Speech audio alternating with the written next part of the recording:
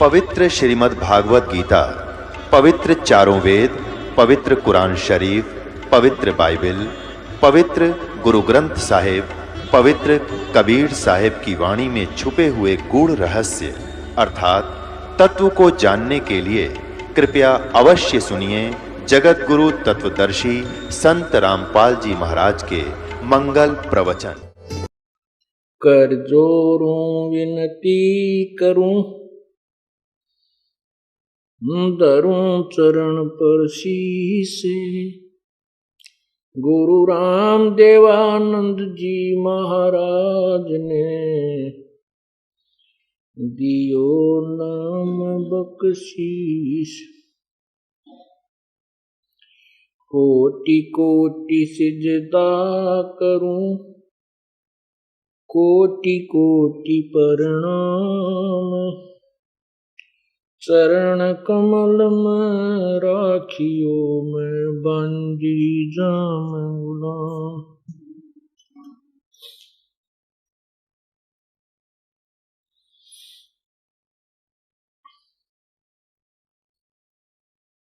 जय इब के सतगुरु मिले,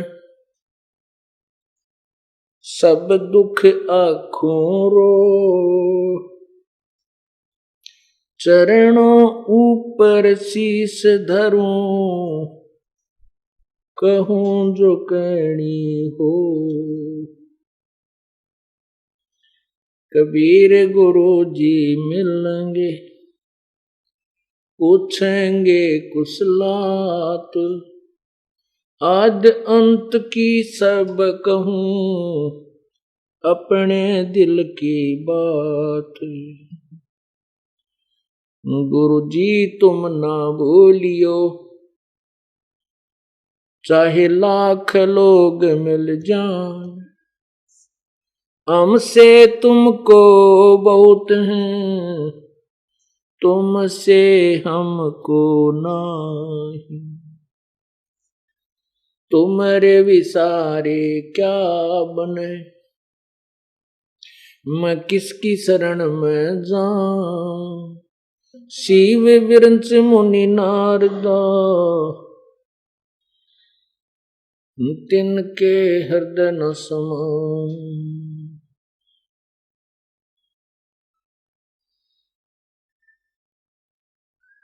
अवगुण किए तो बहुत किए, करत न मानी हार। बावे बंदा बख्श दियो, बावे गर्दन उतार। अवगुण मेरे बाप जी, बख्शो गरीब नवाज। जो मैं पूत कपूत हूँ, बर पिता को लाज।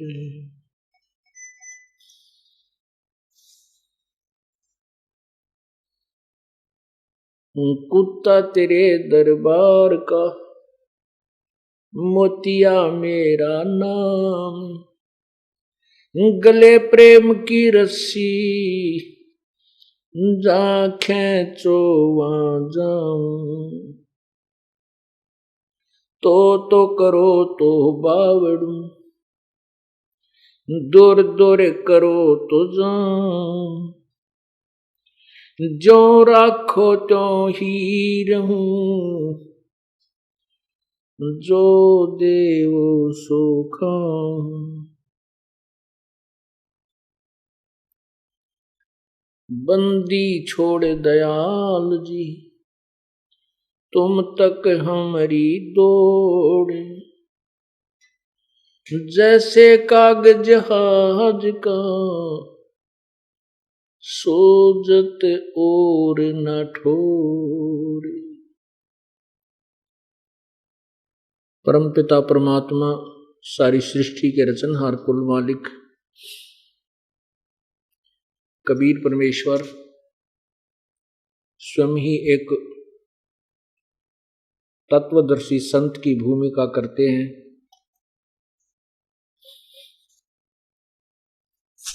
और अपने द्वारा रचे हुए सर्व ब्रह्मांडों की जानकारी स्वयं ही आकर देते हैं। परमात्मा प्रत्येक युग में आते हैं, सतयुग में, त्रेता में, द्वापर में, कलयुग में। और जब भी वे आते हैं अपनी अमृत वाणी, कबीर वाणी के द्वारा जिस भी युग में परमेश्वर आते हैं अपनी अमृत वाणी में लोकोक्तियों, कविताओं, दोहों, शब्द आदि के माध्यम से यथार्थ ज्ञान वर्णन करते हैं।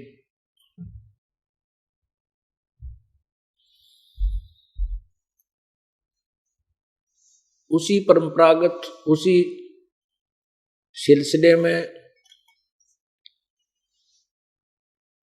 अपने नियमानुसार परमात्मा कलयुग के अंदर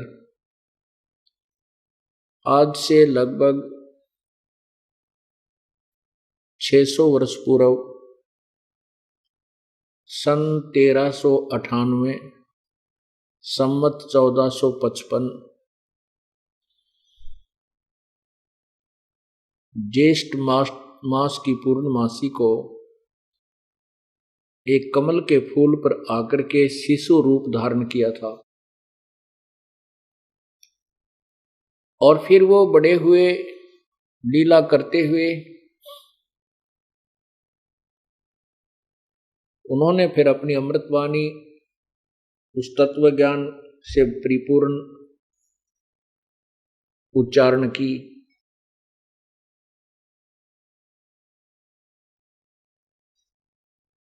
अपने साक्षी बनाने के लिए कि मैं परमात्मा हूं, कबीर परमेश्वर ने, मैं ही सारे ब्रह्मांडों का रचनहार हूं, इसलिए कुछ पुण्यात्माओं को अपने स्वधाम को दिखाया। फिर उन पुण्यात्माओं ने अपनी आंखों देखा जो परमात्मा की महिमा, परमात्मा की कालोक और प्रभु की शक्ति, उन्होंने भी अपनी अमृतवाणी में वर्णन किया। परमात्मा ने किन किन को साक्षी बनाया? नंबर 1 धर्मदास साहिब जी, जो बांधवगढ़ के रहने वाले बहुत बड़े साहूकार थे, सेठ थे, रईस थे। एक मनुकदास जी,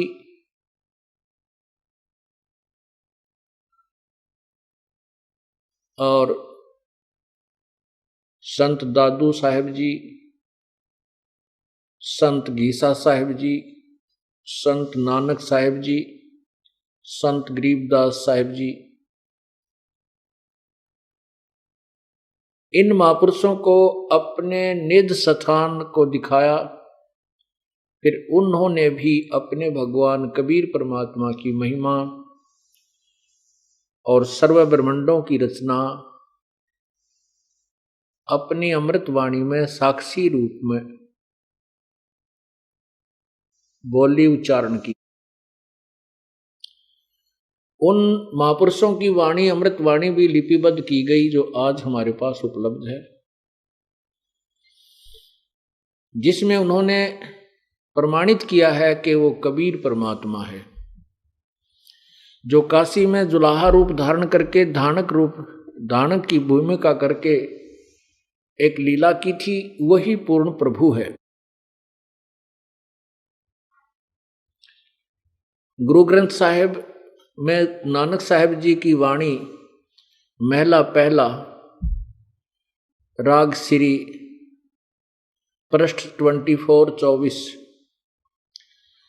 उसमें लिखा है कि नानक साहिब जी ने जब देखा सतलोक में परमात्मा को, और वही स्वरूप काशी बनारस में एक धानक जुलाहे की लीला कर रहा है, वहां कपड़ा बुनते हुए देखा। तब उन्होंने कहा था, नानक साहब ने कहा था, फाई सूरत मलुकी वेश, ए ठगवाड़ा ठगी देश, खरा सियाणा भोता भार, ये धानक रूप रहा करतार। नानक साहब कहते हैं कि ये ठगवाड़ा ठगी देश और खरा सियाणा भोता भार, ये धानक रूप रहा करतार। एक बहुत ही ज्यादा प्रेम जब हो जाता है, उसमें कंठ रुद्ध जाता है और उस प्रेम के आत्म विभोर होकर के उस प्रेम में नानक साहब जी आंखों में पानी भरकर कहते हैं, ये खरा सियाणा भोता बार, फाई सूरत मुल्क की वेश, ये बहुत सुंदर जो शरीर है, सूरत है, सुंदर शरीर, सूरत शकल, ये जो मनमोहन सूरत सामने बैठी है, और यहां आकर के इसने यहां मुल्क वाले, अब यहां आकर के इसने जुलाहे का रूप धारण कर लिया, मेरे को मिले जिंदा महात्मा के रूप में, और सतलोक में देखा इसी को परमेश्वर रूप में। तब कहा था, फाई सूरत मुल्क की वेश, ए ठगवाड़ा ठगी देश, और खरा सियाणा भोता बार, ये धानक रूप रहा करता। अब उस समय नानक साहब की बात पर किसी ने विश्वास नहीं किया कि धानक अर्थात ये जुलाहा रूप में जो कार्यरत है, ये पूर्ण परमात्मा है।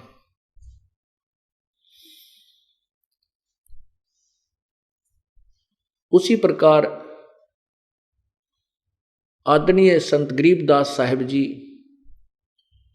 भी उनके साक्षी हैं।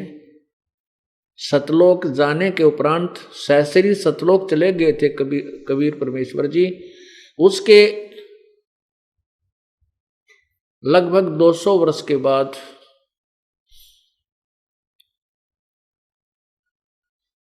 सतलोक से चलकर सहसरी राय जिंदा वाले ही स्वरूप में, जिंदा महात्मा, और गरीबदास जी की आत्मा को, गरीबदास जी के जीव को भी सतलोक लेकर गए। फिर सर्व ब्रह्मांडों की व्यवस्था दिखाई, ब्रह्मा विष्णु महेश के लोक दिखाए, और फिर उनको वापस शरीर में छोड़ा था। उसके बाद आदरणीय गरीबदास साहिब जी ने भी उस परमेश्वर कबीर जी की विशेष महिमा अपनी अमृतवाणी में गाई। ये गवाह बन गए। इस कलयुग में अब वो समय आ गया है कि पूरी पृथ्वी पर, पूरे विश्व में यदि कोई भगवान चाहने वाली आत्मा है तो इस भक्ति को करेगा, चाहे वो हिंदू है, मुसलमान है, सिख या ईसाई या जैनी, कोई भी है, जिसको परमात्मा की चाह है। और जिसने परमात्मा नहीं चाहिए वो तो पहले भी बहुत रहे हैं और आगे भी ऐसे भटकते रहेंगे। परमात्मा ने उसी समय जब वो प्रकट हुए थे, आज से 500-600 वर्ष पहले, अपनी अमृतवाणी में लिख दिया था धर्मदास, एक समय आएगा कलयुग में लगभग 5000 से ऊपर जब कलयुग चला जाएगा,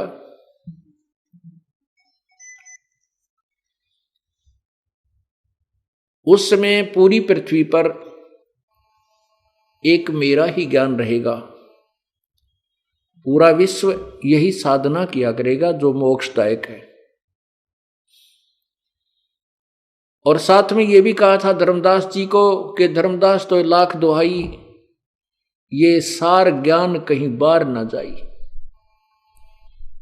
एक सार शब्द है, एक सार ज्ञान है। सार ज्ञान कहो, तत्व ज्ञान कहो, क्योंकि परमात्मा ने तो धर्मदास जी को सब बता दिया था कि ब्रह्मा विष्णु महेश के माता पिता ये हैं, और ये जन्म मृत्यु के अंदर है, ये अविनाशी नहीं है, ये पूज्य नहीं है। ये भी किसी और परमात्मा की पूजा करते हैं, लेकिन ये भी असमंजस में है कि पूर्ण परमात्मा कौन है, इनको तत्व ज्ञान नहीं है। इसके लिए आप देखिएगा श्रीमद् देवी भागवत,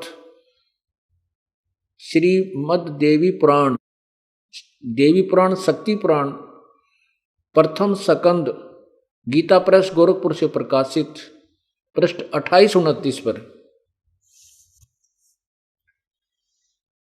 गीता प्रेस गोरखपुर से प्रकाशित देवी पुराण प्रथम स्कंद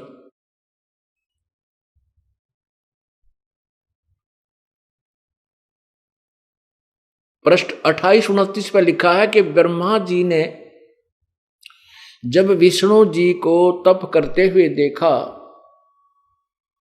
तो उन्होंने उनसे पूछा कि हे प्रभु, आप सारी जगत के मालिक हो, क्योंकि सब भ्रमित हैं ज्ञान में, किसी को पूर्ण ज्ञान नहीं है।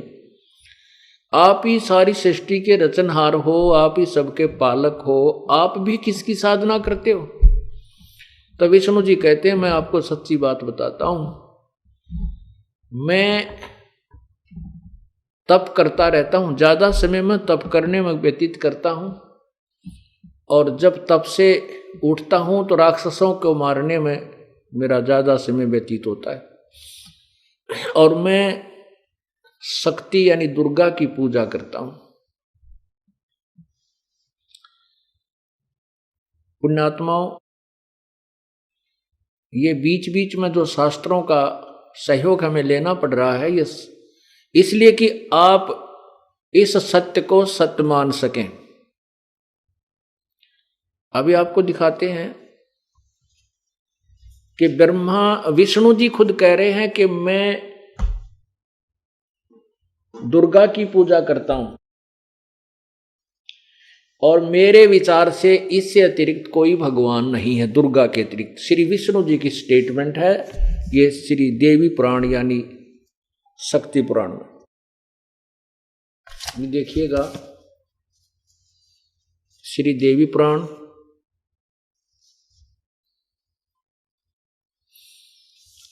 और ये कहां से प्रकाशित है? गीता प्रेस गोरखपुर से। ये देखिएगा, संक्षिप्त देवी पुराण श्री देवी भागवत, ये पहला स्कंद, और यहां देखो, इधर आना, नीचे देखो, यहां पर नारद जी ने कहा महाभाग व्यास जी, तुम इस विषय में जो पूछ रहे हो, ठीक यही प्रश्न मेरे पिताजी ने भगवान श्री हरि यानी विष्णु जी से किया था। देवा अधिदेव यानी भगवानों के भगवान, भगवान जगत गुरु, जगत के स्वामी हैं। मेरे पिताजी ने भगवान श्री हरि से किया था। देवादिदेव भगवान जगत के स्वामी हैं। लक्ष्मी जी उनकी सेवा में उपस्थित रहती है। दिव्य कौस्तुमणि उनकी शोभा बढ़ाती है। वे शंख चक्र और गदा लिए रहते हैं, पीतांबर धारण करते हैं, 4 भुजाएं हैं, वक्षस्थल पर श्रीवत्स का चिन्ह चमकता रहता है। वे चराचर जगत के आश्रयदाता हैं, जगत गुरु एवं देवताओं के भी देवता। अब जगत गुरु की व्याख्या जगत गुरु के स्टेटमेंट देखना क्या कहता है फिर ये। ऐसे जगत प्रभु भगवान श्री हरि महान तप कर रहे थे, यानी घोर तप कर रहे थे। उनकी समाधि लगी थी। यह देखकर मेरे पिता ब्रह्मा जी को बड़ा आश्चर्य हुआ। यहां देखो,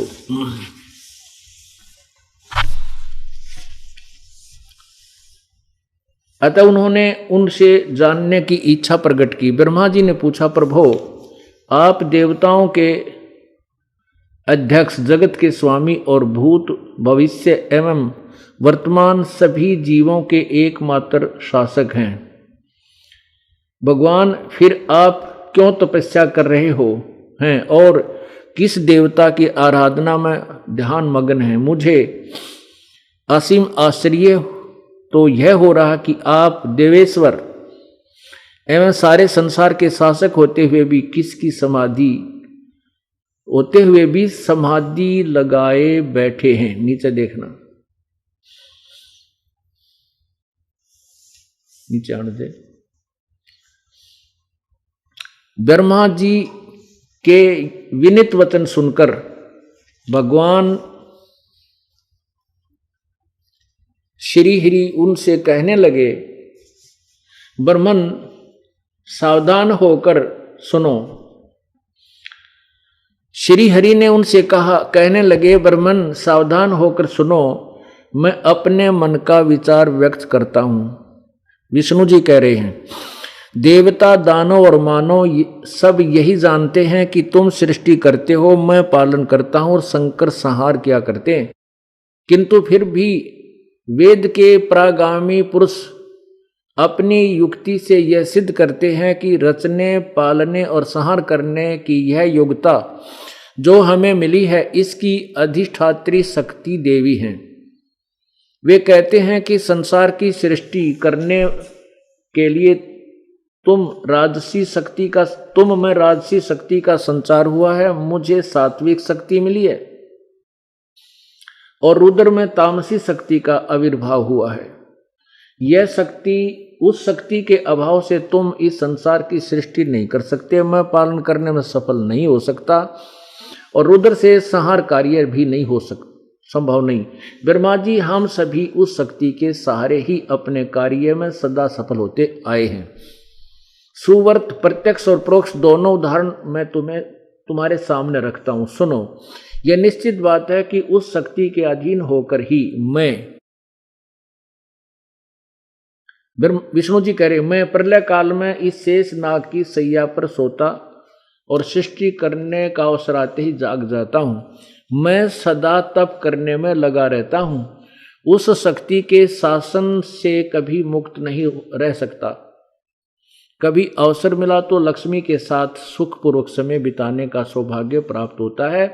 मैं कभी तो दानवों के साथ युद्ध करता रहता हूं, राक्षसों के साथ।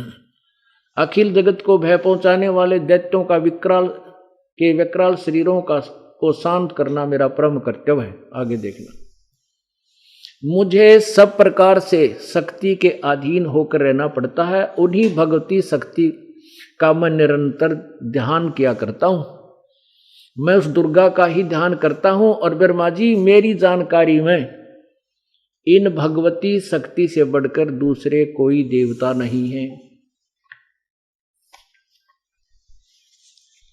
अब ये जगत गुरु की स्टेटमेंट है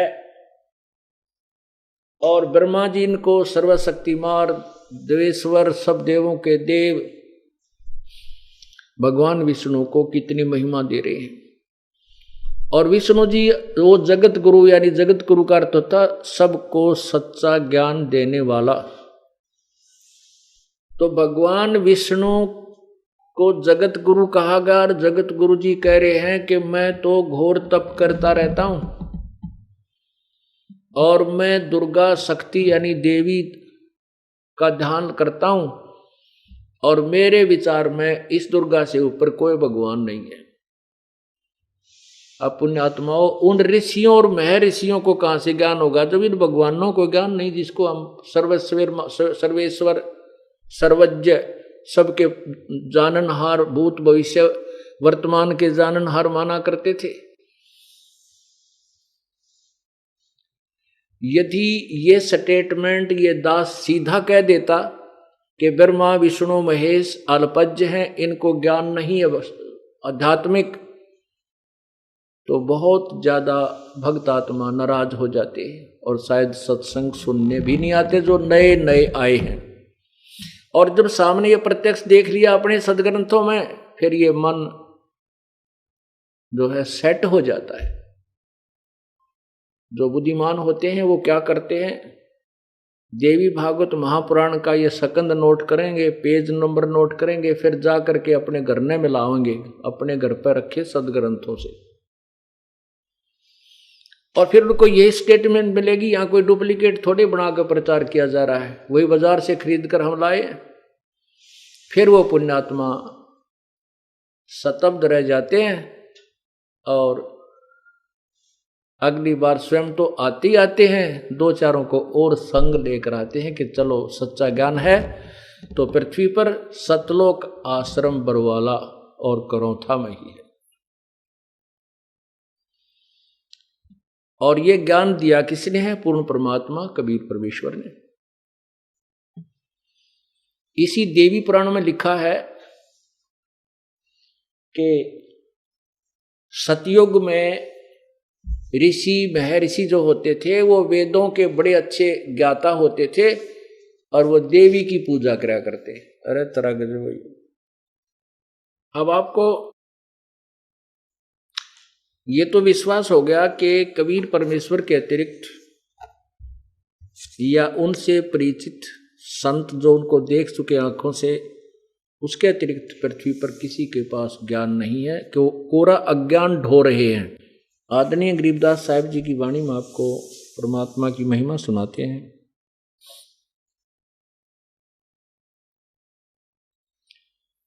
तत् कहन को राम है दूजा नहीं देवा,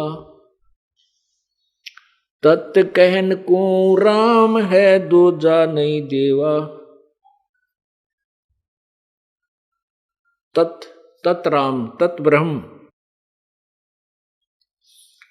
तत् ब्रह्म यानी वो पूर्ण परमात्मा, परम अक्षर ब्रह्म ही पूर्ण परमात्मा है, उसके अतिरिक्त कोई भी देव नहीं है, वो वास्तव में परमात्मा नहीं है। जैसे आपने सुबह के सत्संग में सुना था कि गीता जी अध्याय नंबर 15 के श्लोक नंबर 17 में कहा है कि जो 16 नंबर श्लोक में दो भगवान सरपुरुष और अक्षर पुरुष के विषय में जानकारी दी है,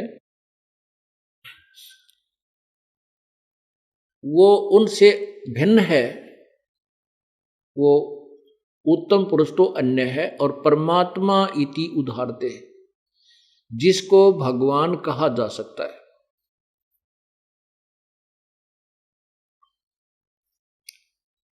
अपनात्मा विशेष एक एक शब्द जो होते हैं सदग्रंथों के, वो बहुत गहराई और रहस्य से भरे हुए होते हैं, उनको तत्वदर्शी संत ही बता समझा सकता है। जन साधारण या ये ऋषि महर्षि जिनको हम बड़े विद्वान माना करते थे, तो बिल्कुल बालकांते भी गए गुजरा ज्ञान था इनका। ये भक्ति मार्ग से कति अपरिचित थे। हठ योग, सिद्धियां प्राप्ति करना, इनका यही अज्ञानता का मार्ग था। इसी कारण से ये हुआबाई का ज्ञान जनता को देकर चले गए। अब इसमें गीता अध्याय नंबर 15 के श्लोक 17 में कहा कि उत्तम पुरुष है तो अन्य परमात्मा इति उदाहरते। पुरुषोत्तम सर्वश्रेष्ठ परमात्मा तो कोई इन दोनों से भी भिन्न है, सरपुरुष और अक्षर पुरुष से। वो गीता जी अध्याय नंबर 8 के मंत्र 3 में लिखा है कि वो परम अक्षर ब्रह्म है। और वही गीता अध्याय नंबर 15 के श्लोक 17 में कहा कि उत्तम पुरुष है तो अन्य परमात्मा इति उदाहरते। अब ये एक बहुत ध्यानपूर्वक सुनना कि उसको भगवान कहा जाता है, और वही तीनों लोकों में प्रवेश करके सबका धारण पोषण करता है। वो अविनाशी परमात्मा है। जैसे आपने परमात्मा की वाणी सुनी थी, इस झूठे सुख को सुख कहे ये मान रहा मन मोदे, ये सकल चबीना काल का कुछ मुख में कुछ गोद।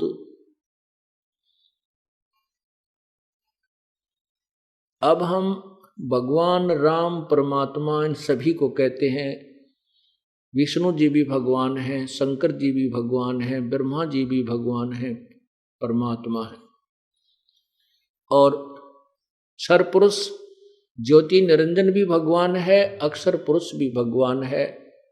और अब गीता जी अध्याय नंबर 15 के श्लोक 17 में स्पष्ट किया है कि वास्तव परमात्मा उसी को कहते हैं, वो परम अक्षर ब्रह्म परमात्मा है। इनको भी हम भगवान कहते हैं। इनको भी स्वामी, भगवान माने स्वामी, मालिक, प्रभु, ईश, गॉड, अल्लाह, खुदा, ये उसी परमेश्वर के पर्यायवाची और भाषा भिन्न नाम हैं। श्री विष्णु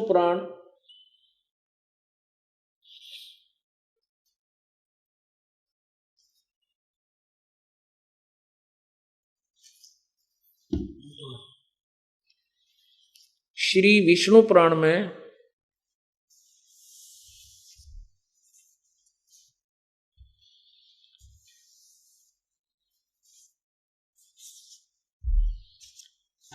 श्री विष्णु पुराण में कहा है कि विष्णु जी का प्रथम रूप तो पुरुष है, पुरुष माने प्रभु। वो फर्स्ट इंप्रेशन तो लगे है जैसे भगवान जैसा है। अब यहां विष्णु जी, विष्णु पुराण में इस काल को विष्णु कहते हैं, कहा, क्योंकि ये अपने वास्तविक रूप में जो गीता जी का ज्ञान देते समय अर्जुन को जो वास्तविक रूप दिखाया कि मैं काल हूं, मेरा ये स्वरूप है, गीता जी के अध्याय नंबर 11 के श्लोक 32 में, और 47-48 में श्लोक में कहा है अध्याय 11 के में कि अर्जुन ये मेरा जो काल रूप है तेरे अतिरिक्त पहले किसी ने नहीं देखा, और ना किसी वेदों से, और ना कोई आगे देख सकता, और ना किसी क्रिया से, ना वेदों से, ना जप तप से, ना किसी यज्ञ से मेरे इस रूप को नहीं देख सकता। गीता जी अध्याय नंबर 7 के श्लोक 24-25 में स्पष्ट किया है कि ये मेरा एक अटल नियम है, अविनाशी नियम है कि मैं कभी अपने यथार्थ रूप में किसी के सामने नहीं आता, अपनी योग माया से छुपा रहता हूं।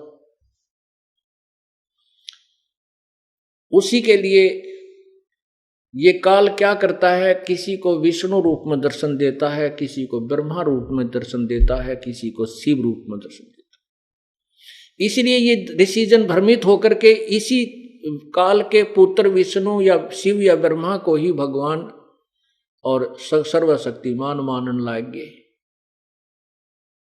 अब यहां विष्णु पुराण का वक्ता ने विष्णु को यानी उस काल को ही विष्णु मानकर उसकी महिमा कही, और आगे चल के इसी में कहा कि उस विष्णु, ब्रह्मा, विष्णु, महेश से और परमात्मा है, और उससे उस अन्य परमात्मा है जो यहाँ का कंट्रोलर है। और फिर बताया है कि इस ब्रह्मा, विष्णु, महेश और प्रकृति से और काल ब्रह्म से भी एक और परमात्मा है। ऐसे ये उलझ पुलझ ज्ञान इनके पास था। यहां पर ये विष्णु जी को, उस काल को विष्णु कहकर संबोधित कर रहा है श्री विष्णु पुराण का वक्ता श्री पाराशर ऋषि।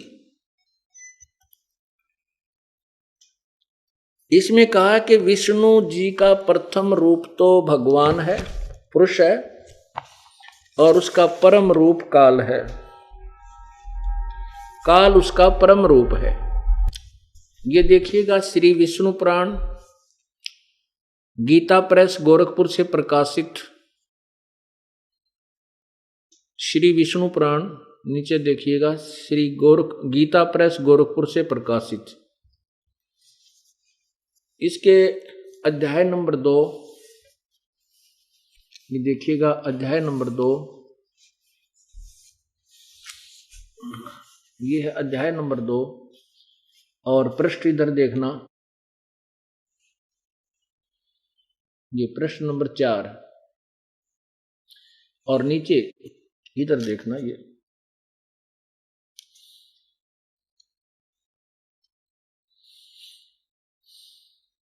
ये द्विज परब्रह्म का प्रथम रूप पुरुष है। पुरुष माने परमात्मा, भगवान। अव्यक्त और व्यक्त उसके अन्य रूप हैं। और देखना, तथा काल उसका परम रूप है। यहां देखना, हे मैत्रेय, प्रलय काल में प्रधान के यानी प्रकृति के साम्यावस्था में स्थित हो जाने पर और पुरुष के प्रकृति से पृथक स्थित हो जाने पर भगवान विष्णु का काल रूप परिवर्त होता है। अब क्या है कि यहां एक ब्रह्मांड में जब प्रलय हो जाती है, ये काल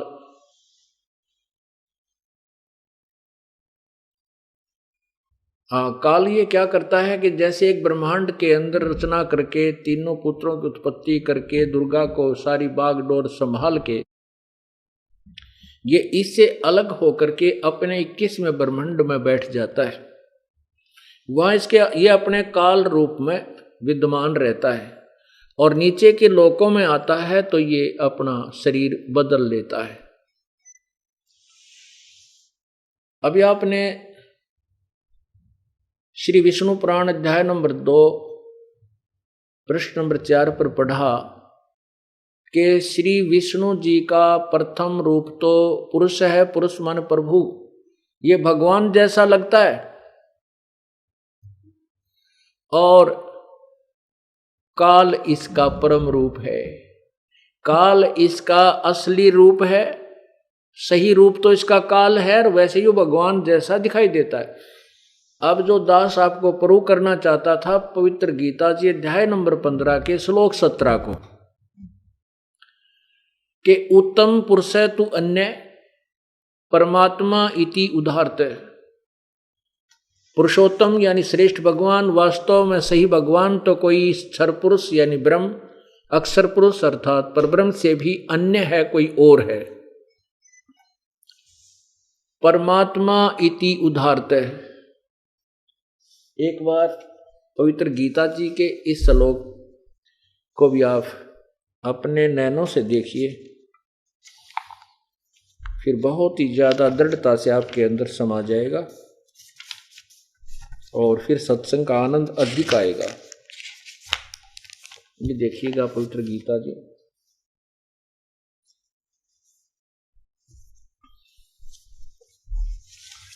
अध्याय नंबर 15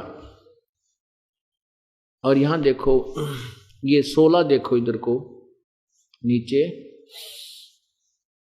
संस्कृत पढ़ेंगे इसकी। ये दिवौ इमौ पुरुषौ लोके क्षर च अक्षर एवं च एव च क्षर सर्वाणि भूतानि कठुस्त अक्षर उच्यते।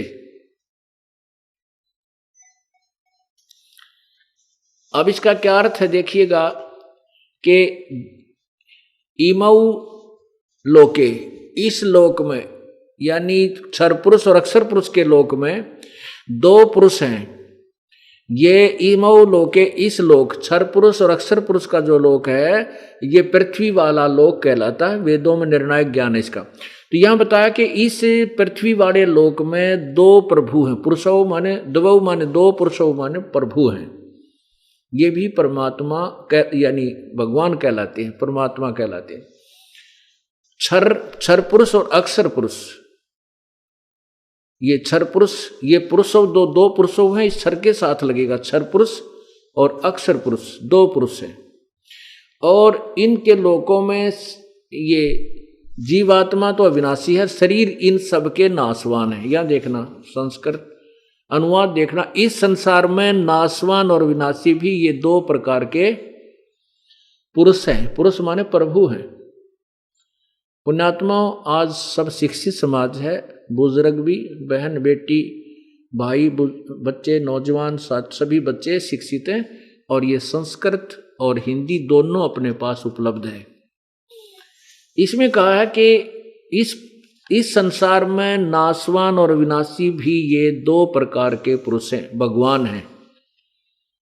संपूर्ण प्राणियों के शरीर नाशवान और जीवात्मा अविनाशी कहा जाता है। और 17 में कमाल किया है, ये देखिएगा, उत्तम पुरुष तु अन्य और परमात्मा इति उद्धारते, जिसको परमात्मा कहा जाता है वो तो इन ऊपर वाले दोनों से क्षर पुरुष और अक्षर पुरुष से और ही भगवान है, और ही प्रभु है।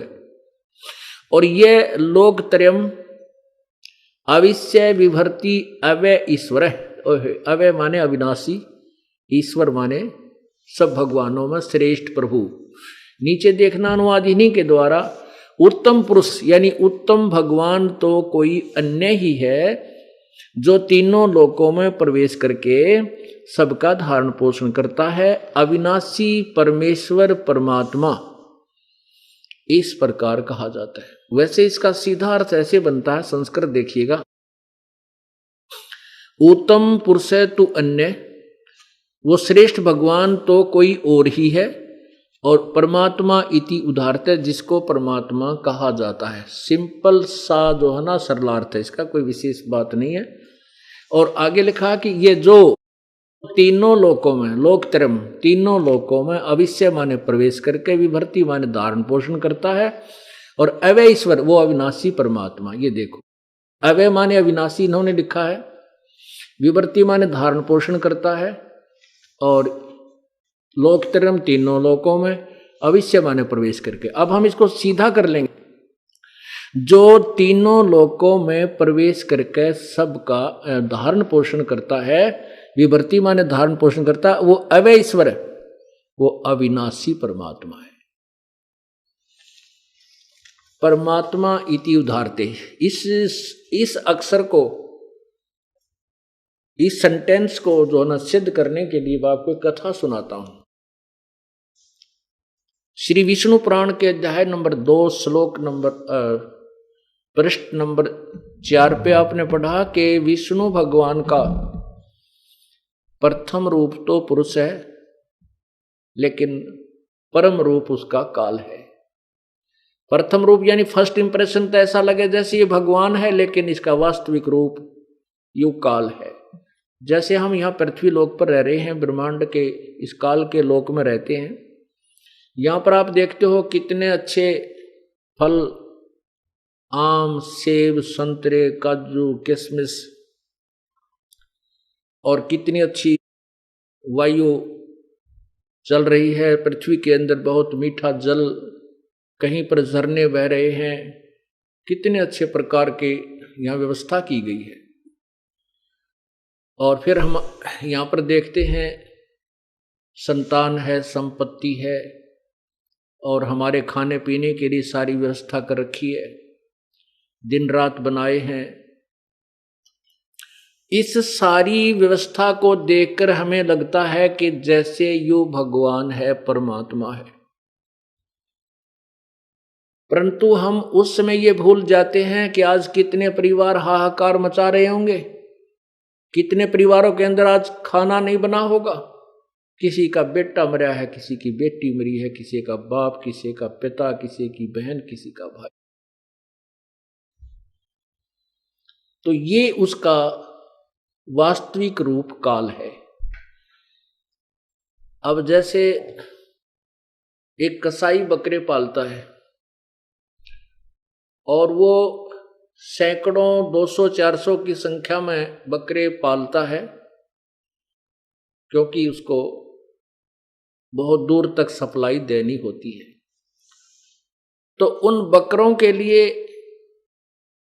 वो बहुत ही अच्छी व्यवस्था करता है, एक तालाब बनवाता है, उसके लिए एक खेत खरीदता है, जमीन खरीदता है, उसमें घास चरागा बनाता है, उन बकरों के लिए व्यवस्था करता है कि गर्मी और सर्दी से बचाने के लिए उसके ऊपर शेड डाल देता है। और वो बकरे जब कसाई जब आता है, बकरों को देखता है, बकरे समझते हैं कि ये जो व्यक्ति है ये हमारा मालिक, हमारा स्वामी बहुत दयालु है, हमारे लिए कितनी व्यवस्था करता है, खाने की, पीने की, गर्मी सर्दी से बचने की, हिंसक पशुओं से बचाने के लिए चारों तरफ चार द्वारी बनाता है। तो उस कसाई को वो अबोध बकरे, वो प्राणी अपना दयालु मालिक मानते हैं। उनकी बुद्धि इतना काम नहीं करती कि ये तुम्हारे अंदर से ही निकाल कर ले जाता है और वो वापस फिर नहीं आते। वो कसाई देखता है, उनको हाथ फेर के ऐसे बकरों की बाजू छूता है और वो बकरे उससे प्यार करते हैं, अपना एक मित्र समझ के। और वो कसाई देख रहा है ये कितने कै किलो का हो गया, इसमें कितना मांस बन गया है, ये कितने रुपए में बिक सकता है। और वो भोले प्राणी समझते हैं ये तुम्हें प्यार करता है, और वो भी उसको प्यार देते हैं, जीभ से चाटते हैं कसाई को। पुण्यात्माओं, शाम के समय, दिन में जब भी आवश्यकता पड़ती है, वो कसाई नहीं देखता ये किसका बेटा है, किसकी बेटी है, किसकी माँ है, किसका बाप है, किसका भाई है। वो तो लाठी लेकर 5, 7, 10 जितने उसको आवश्यकता है बाहर कटवाने की, उनको डंडे से हाँक कर अलग छांट ले जाता, कान पकड़ पकड़ के और गाड़ी में ठूस देता है, जाके कड़च करवा देता है। पुण्यात्माओं, यही व्यवस्था कबीर परमेश्वर ने बताई है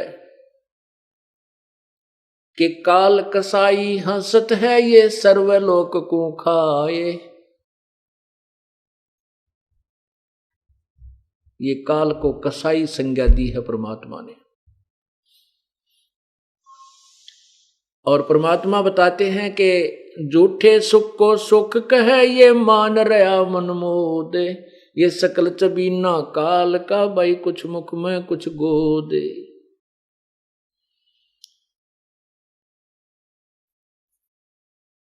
परमात्मा का अर्थ होता है वास्तव में भगवान उसे कहते हैं जो हमें खाने पीने की व्यवस्था सब सुविधा फ्री दे और कोई कष्ट नहीं देता, उसको परमात्मा कहा जाता है।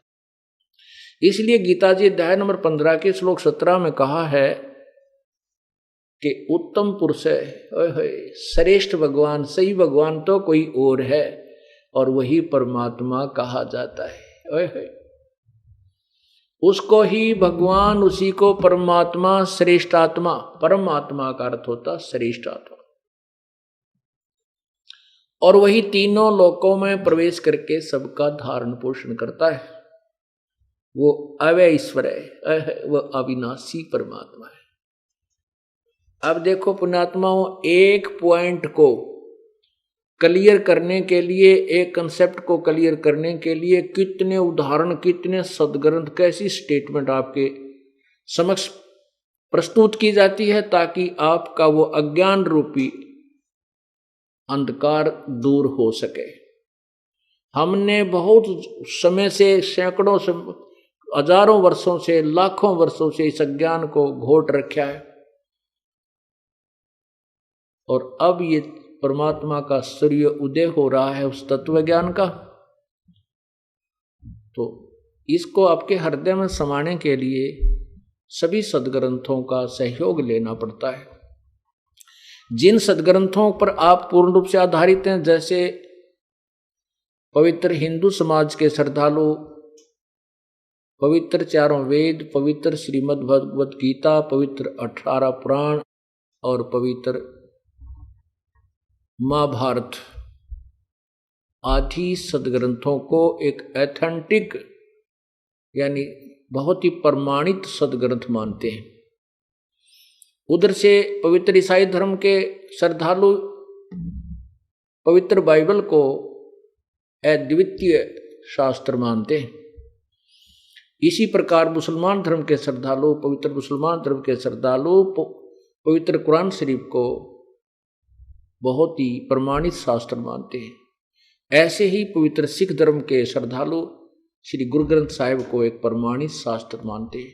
इसलिए ये दास उन प्रमाणित शास्त्रों को ही सबके समक्ष रखता है कि तुम जिसको सत्य मानते हो कि उसमें जो लिखा सही है, वही सही ज्ञान ऐसा है, आपको वो ज्ञान प्राप्त नहीं है अपने ही खजाने से, अपने ही सदग्रंथों से आप परिचित नहीं है।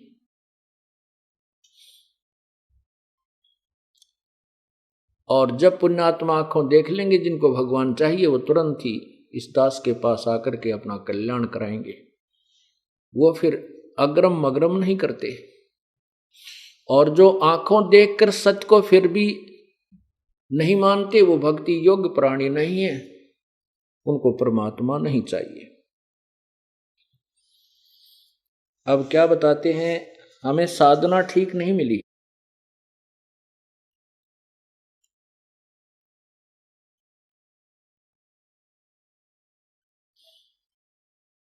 इस कारण से हम अभी तक भ्रम भटक रहे हैं। और इस मन को आप जैसे पहले साधना जो कर रहे हो, तीर्थ पर जाते हो, कितने बाबा जी की पूजा करते हो, कोई हनुमान चालीसा करते हो, नवरात्रे करते हो, आठम का व्रत करते हो, ग्यास का व्रत रखते हो, सोमवार का रखते हो, और आपको बता दे कि एक शुक्रवार का भी शुरू कर दो और एक और वहाँ धाम है वहाँ जाना शुरू कर दो, वहाँ भी चले जाओगे और एक व्रत और भी शुरू कर दोगे। और यदि आपको कहा जाए कि अपने सदग्रंथों में ऐसा लिखा, इन सब पूजाओं को त्याग करके एक परमात्मा की जो विधिवत साधना वो कीजिए, और आंखों देख लोगे कि ये देखो गीता जी में ऐसा लिखा है, पुराणों में ऐसा लिखा है, वेदों में ऐसा लिखा है, सदग्रंथों में ऐसा लिखा है, फिर भी ये मन नहीं मानता। मन क्यों नहीं मानता? क्योंकि मन खुद काल है, ये स्वयं काल है, ये काल का दूत है। आत्मा इसके साथ संयोग कर दिया, आत्मा को ये भ्रमित रखता है, ये डराता रहता है, ऐसे करेगा तेरे बालक मर जाएंगे, ऐसे करेगा तेरे को नुकसान हो जाएगा। इतना पीड़ित किया हुआ इसको मन ने, आत्मा को, अब ये इतनी डरा दी इसने कि जैसे कुत्ते के 2 लठ मार दे, और फिर वो कहीं बेचारा पड़ा पड़ा भी कोई जरा सा ऐसे खुटका कर दे, वहीं पड़ा पड़ा रोता है, उठन कर भागने की भी उसकी हिम्मत नहीं रहती, वहीं चिल्लाने लग जाता, जरा सी कहीं खुटका हो जाता। तो हम इतने भयभीत, इतने पीड़ित कर दिए, इतने पीट डाले इस काल ने, युगों युगों से हमारे को सता रखा है। और अब हम इतने डर गए हैं कि कहीं इन पूजाओं को छोड़ दें और हम हमारे हानि हो जाए। और उनको पूछते पूछते परिवार के परिवार विनाश हुए पड़े हैं, वहां बुद्धि काम नहीं करती। तो क्या बताते हैं परमात्मा? अपनी महिमा, अपनी लीला आप ही बताते रहते हैं हमें जगाने के लिए। मत दे दिए बालम बैरे नू, मत दे दिए बालम बैरे नू, मत दे दी, मत दे दिए बालम बैरे नू, मत दे दिए बालम बैरे नू, मत दे दिए। संसारी दी गल्लां चिन्ह, ना बूझे शब्द जो गहरे नू, संसारी दी गल्लां चिन्ह, न बूझे शब्द जो गहरे नू, ये मुर्दों से ती प्रीत लगावे न जाने, सतगुरु मेरे नू, मत दे दिए बालम बैरे नू, मत दे दिए बालम, मुर्दों से ती प्रीत लगावे न जाने, सतगुरु मेरे नू, ये मुर्दों से ती प्रीत लगावे न जाने, सतगुरु मेरे नू, मत दे दिए बालम, मत दे दिए, मत दे दिए बालम बैरे नू, मत दे दिए बालम बैरे नू, मत दे दिए बालम बैरे नू, मत दे दिए बालम बैरे नू। संसारी दी गल नू चिन्ह, नहीं बूझे शब्द जो गहरे नू, संसारी दी गल्लां चिन्ह, न बूझे शब्द जो गहरे नू, मुर्दों से ती प्रीत लगावे न जाने, सतगुरु मेरे नू, ये मुर्दों से ती प्रीत लगावे नहीं जाने, सतगुरु मेरे नू, मत दे दिए बालम बैरे नू, मत दे दिए बालम बैरे नू। तो श्वेत छतर सिर मुकुट विराज, देखत ना उस चेहरे नू, श्वेत छतर सिर मुकुट विराजे, देखत ना उस चेहरे नू, ऊंची थलियां खेती बोवे भूल गए निज डेरे नू, ये ऊंची थलियां खेती बोवे भूल गए निज डेरे नू, मत दे दिए बैरे नू, मत दे दिए बालम बैरे नू। ये संसार समझदा नाही, कहंदा श्याम दोपहरे नू, ये संसार समझदा नाही, कहंदा श्याम दोपहरे नू, गरीब दास ये वक्त जात है, रोवोगे इस पैरे नू। गरीब दास ये वक्त जात है, रोवोगे इस पैरे नू। मैं तो दे दी है बालम, बैरे नू मत दे दी है बालम। मैं तो दे दी है बालम, बैरे नू मैं तो दे दी है बालम, बैरे नू। सत साहिब। अब परमात्मा अपनी महिमा आप पर बतावें, कहते हैं ये आत्मा मन के साथ बांध दी और ये इसका मालिक बन बैठा, स्वामी बन बैठा, पति बन गया। और इसको आप गली में खड़े होकर के किसी को ये कहिए कि भाई सत्संग में आवाज लगा के चलेगा, सत्संग में भाई बरवाला सत्संग में जा रहा हूं मैं, तो साथ से कोई दो चार जाएंगे तो बोलेंगे नहीं और न्यों कहेंगे देखो बुद्धू काम छोड़कर तीसरे दिन बाज लेने को चलोगे सत्संग। और फिर आप आसानी से कहीं ये जिक्र कर दिए को दो चार आ रहे हो ना गली माँ के, और चुपके से नो कहीं बतलान लग जाइए भाई वहां कंपटीशन हो रहा है, रागनी होंगी उस गांव में, तो वो जाने वाले लोग कहेंगे भाई कित होगा रे बताइए, कहाँ है, कब होगा, क्या टाइम है उसका। बड़ी शौक से पूछेंगे, तसल्ली करेंगे, पूरा एड्रेस लेंगे। और सत्संग के ये मन जो है इन बकवादों ने तो तुरंत ग्रहण करता है और परमात्मा के मार्ग की तरफ यूं बहरा हो जाता है।